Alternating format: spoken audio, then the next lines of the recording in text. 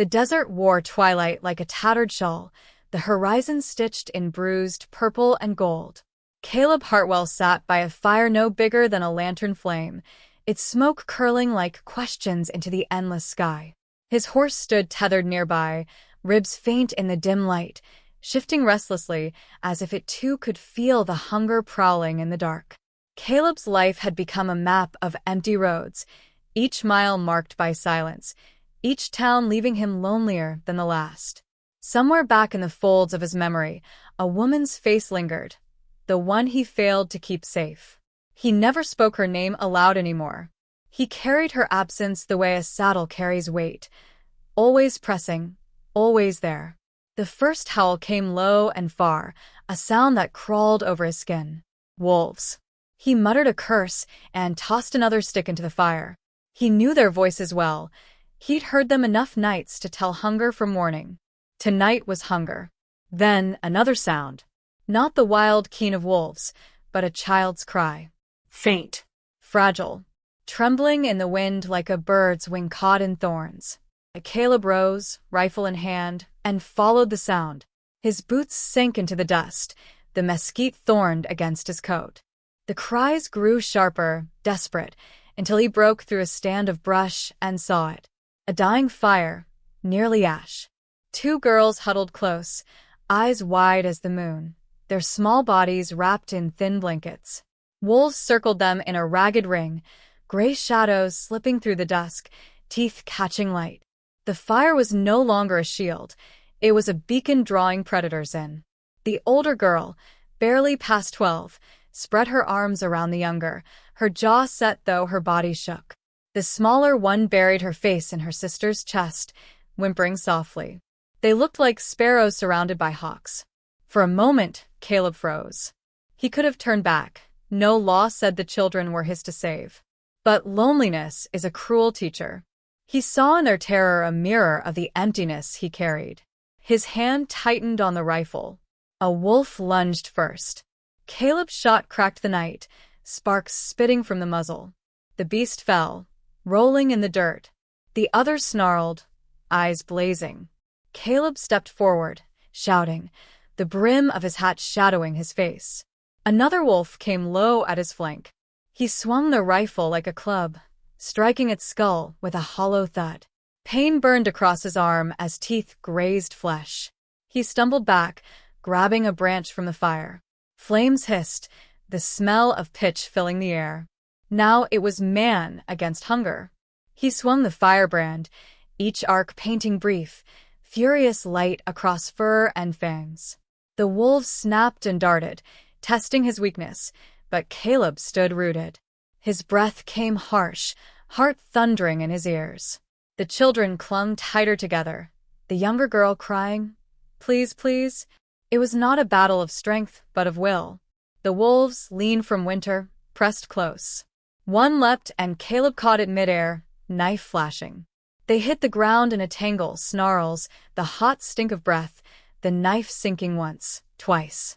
He rolled free, blood, his and the beast's, darkening his coat. At last, the firebrand did its work.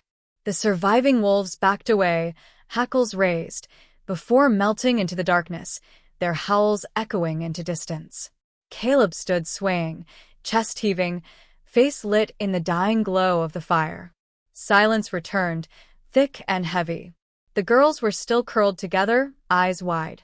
He dropped the branch, now only ember, and knelt before them.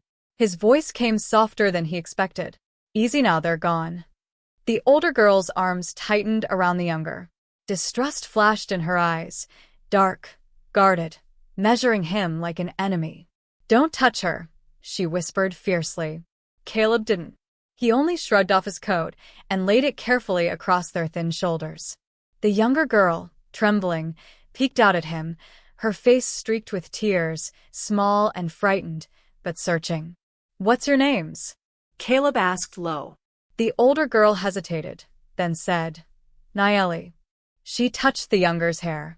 "This is Tiva." Beautiful names, he thought, though he did not say so. He only nodded. "I'm Caleb." Blood trickled warm down his forearm, but he ignored it. He tended the fire, coaxing it back to life so the girls could see more than shadow. They ate the last crumbs of his trail bread, sharing between them as if he were not there. When at last Tiva drifted into sleep, her small hand clutching the edge of his coat, Nayeli sat awake, watching him as if he might turn wolf himself. Her eyes, too old for her young face, finally softened when she spoke. You saved us." Caleb said nothing. Words felt hollow in his mouth. He simply stoked the fire again, listening to the desert breathe. Moments later, Nayeli's whisper broke the silence. "Our mother will be looking for us. Her name is Ayoka. We must go home." Her voice cracked on the word mother, and Caleb felt something stir in the hollow place where his own losses lived. He looked into the fire, then at the sleeping child in her sister's arms, and nodded slowly. "I'll take you," he said. The words were heavier than a promise. They were a turning, a step into a road he had not meant to walk. Above them, the stars burned sharp and cold, as if bearing witness. And in the distance, faint but certain, wolves still howled, reminding him that hunger never truly leaves. The desert woke gray the next morning, thin light spilling over rocks and sage. Caleb saddled his horse in silence, the girls climbing up with a clumsy weight of exhaustion. Nayeli sat straight-backed, keeping her little sister in her lap. Their eyes were swollen from crying, yet their gaze fixed forward, unblinking, as if afraid the night's wolves might return. Caleb rode slow, giving his horses strength to their safety. The land stretched out before them, miles of dust, bone, and sky. He hummed a low cowboy hymn under his breath, a tune meant for no one but himself. Yet the girls listened. It was the only sound softer than the hoofbeats. At noon, they rested by a stream. Caleb cupped water in his hands, letting the girls drink first. Tiva asked between timid sips, "Do wolves ever eat stars?" Her voice trembled with wonder more than fear. Caleb paused, staring at the sky's pale shine, and shook his head. "No," he said gently. "Stars are the one thing wolves can't reach." Tiva seemed satisfied. Nayeli gave him a searching look, as if weighing whether to trust such a man. By evening, they crested a ridge. Below lay a scatter of shelters, hides stretched on poles, smoke curling from fires. At the center, a woman stood tall, her dark hair streaked with silver, her figure straight despite years of toil. The moment she saw her daughters, her cry cracked the air. Nayeli slid from the saddle, nearly falling as she clutched her mother. Tiva wrapped small arms tight around her waist. Ayoka sank to her knees, her hands covering their faces, her voice breaking into a stream of prayerful words. Caleb dismounted, standing apart, his hat in hand. He watched the reunion as if it were something sacred, not his to enter. When Ayoka finally looked at him, her eyes were sharp, measuring, guarded. Gratitude flickered there, but it was caged behind mistrust. "You brought them," she said in careful English, her voice low as embers. Caleb nodded. They were alone. Wolves came. Ayoka's gaze lingered on the torn sleeve of his coat, the blood crusted at his arm. She said no more, only gathered her daughters close and led them inside their shelter. Word spread quick in town. By the next morning, whispers curled around Caleb like smoke. At the saloon, Sheriff Whitlow leaned back in his chair, eyes heavy. "Heard you been meddlin' where you shouldn't," the sheriff said, voice flat. "Folks don't take kindly to a cowboy risking his hide for Apache young'uns. Ain't your place." Caleb said nothing. He downed his coffee and left. But as he walked down Main Street, eyes followed him. Old Man Griggs spat in the dust, sneering. "Hero to the Injuns now, are you? Guess some men ain't got pride left to lose." The words cut, sharper than the wolves' teeth. Caleb said nothing, only adjusted his hat and kept walking. Silence was the only armor he had. Days passed. Caleb brought supplies to Ayoka's camp: bread, flour, coffee. He left them at the edge without a word, turning back before thanks could be given. Each time, he returned to find something waiting in return: a strip of dried venison, a clay bead strung on rawhide, once even his own bandage washed clean and folded. Trust was being built, not in speeches, but in small circles of grace. One evening, Caleb stayed to mend a broken rail on their corral fence. His hands worked quiet while the girls watched from the doorway. Tiva giggled when a nail bent crooked under his hammer. Nayeli hushed her, but her smile betrayed her amusement. When Caleb finished, Ayoka stepped forward, her face solemn. She placed a bowl of stew in his hands. "Eat," she said simply. He did.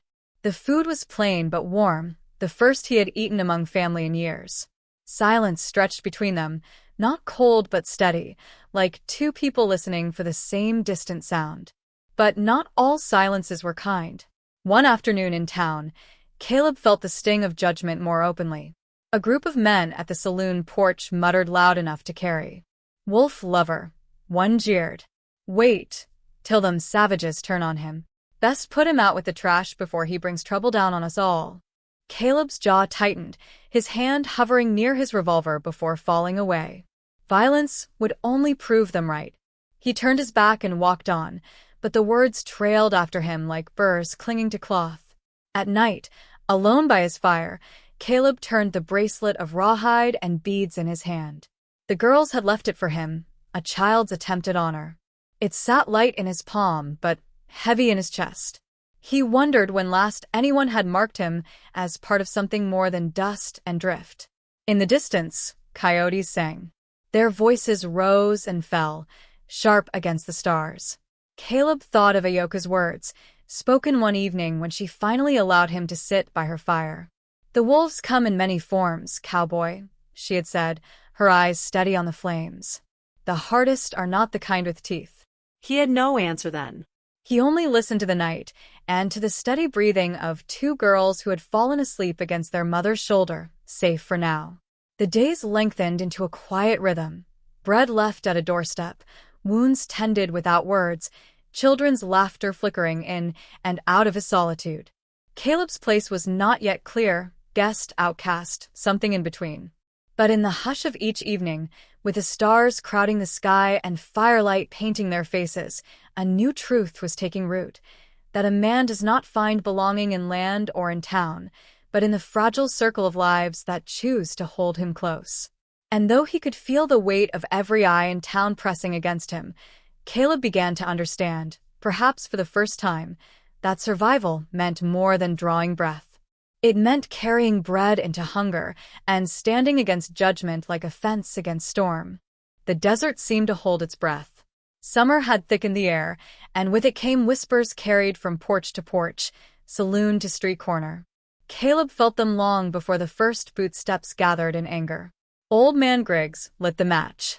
His voice was gravel and bile. "Cowboy's gone soft. Breakin' bread with Injuns. Next thing, he'll bring 'em right into town, sit 'em at our tables." Some laughed, some spat, some nodded grimly. Sheriff Whitlow stood in the shadows, torn between law and prejudice, his silence heavier than any verdict. Caleb knew the weight of judgment. But this was different. It was no longer whispers in the dust. This was a hunt being readied, and the quarry was not wolves this time, but people. The raid came on a moonless night. Torches licked the dark, carried in fists drunk on cruelty. Griggs and his men rode hard to the Apache camp, their shouts splitting the silence, their fire catching quickly on brush and hide. Caleb saw the glow before he heard the screams. His horse lunged beneath him as he spurred forward, rifle strapped to his back. Dust rose around him like smoke from some older fire, the kind that had taken more than one home in his past. When he reached the camp, chaos clawed the night. Flames curled along a shelter's side. The children cried, women threw buckets of sand and water, shadows ran wild. Wolves, yes, but these ones carried whiskey breath and steel. Nayeli and Tiva clung to their mother, terror-struck. Griggs seized Nayeli's arm, dragging her back. "Time to learn your place," he sneered.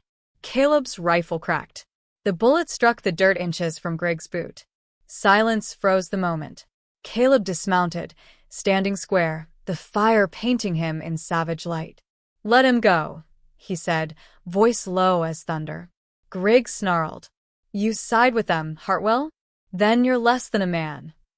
The words rang familiar, echoes of every doubt Caleb had carried. But tonight, standing before the family he had fought wolves to protect, he felt them fall useless. "I side with what's right," Caleb said, stepping closer. The fight came sudden. One man swung a club. Caleb blocked, countered, felt the jolt run down his arm. Another lunged with a knife. Caleb shoved him back into the fire's glow. Ayoka herself struck then, seizing a burning branch, swinging it with fierce precision. Together, they moved like two souls woven into one defense, back to back, holding a fragile circle of light against the dark. The girls cried, but their cries were not hopeless. They were cries of belief that someone would stand. Caleb fought with teeth clenched, each blow not for himself, but for them. Blood spilled, shouts broke, and at last Sheriff Whitlow arrived, pistol drawn. He saw the madness, saw Caleb standing over Griggs, and something in his face shifted. Shame, perhaps, or the faint stirrings of conscience. "Enough," the sheriff barked. His men hesitated. Some dropped their torches. Griggs, beaten and heaving, spat blood into the dust. "You'll regret this," he hissed at Caleb. "Maybe," Caleb answered, steady, "but not tonight." The mob dispersed, scattered like shadows when dawn comes. The camp lay scarred, smoke rising, but the worst had been kept at bay. Caleb stood bleeding, breathing hard. Nayeli and Tiva ran to him, clutching his legs. Their trust, once wary, was now whole. Ayoka approached slowly, the firelight soft on her face. For the first time, her hand reached for his, calloused fingers finding his wrist, where the girls had tied their little bracelet of horsehair and beads. "You did not turn away," she said quietly. "Not when the wolves came with teeth, nor when they came with fire." Her words were not declaration, but recognition. In them was the weight of belonging, offered not as a gift but as a truth already earned. Caleb felt something loosen inside, a knot untied after years of silence. He had not found redemption in towns or in cattle trails. It had been here, in fire and fear, in the simple act of standing when others ran. The days after were tender, fragile. The camp rebuilt. Caleb stayed, not as savior, but as kin. He fetched water, mended fences, taught Tiva to braid rope while Nayeli watched with cautious pride. The girls' laughter returned like spring after drought, hesitant at first, then sure. One evening, Ayoka placed a new band of beads on Caleb's wrist beside the old one. This one woven with care, not childish hands, but a mother's. No words were spoken, but his throat tightened as if every word he'd buried had suddenly risen. They sat by the fire, the girls sleeping between them, the coyotes calling far away. For the first time, Caleb did not feel alone beneath the stars. Closing reflection. Years later, when Caleb thought back on that night, he understood this. Wolves will always circle. Some wear fur, some wear faces.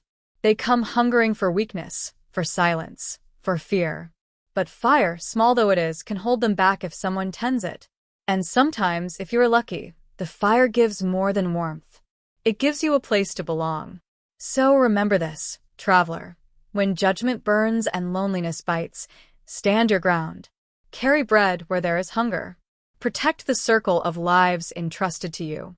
For in those quiet acts, you may find what the wide world never gave you. Not just survival, but a home.